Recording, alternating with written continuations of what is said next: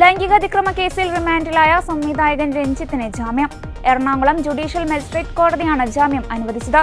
ഉപാധികളോടെയാണ് ജാമ്യം. എറണാകുളം സബ് ജയിലിൽ കഴിയുന്ന രഞ്ജിത്ത് ഉടൻ പുറത്തിറങ്ങുമെന്നാണ് വിവരം.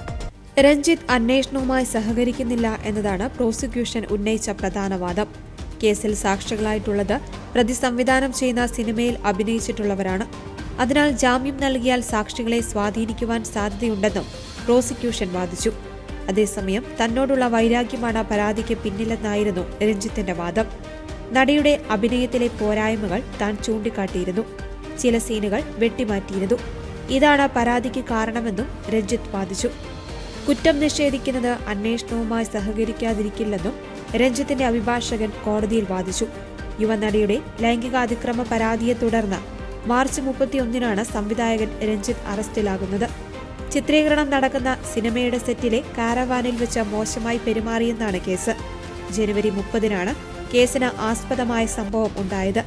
തനിക്കെതിരെയുള്ളത് കള്ളക്കേസാണെന്നാണ് സബ് ജയിലിൽ എത്തിച്ചപ്പോൾ രഞ്ജിത്ത് പ്രതികരിച്ചത്.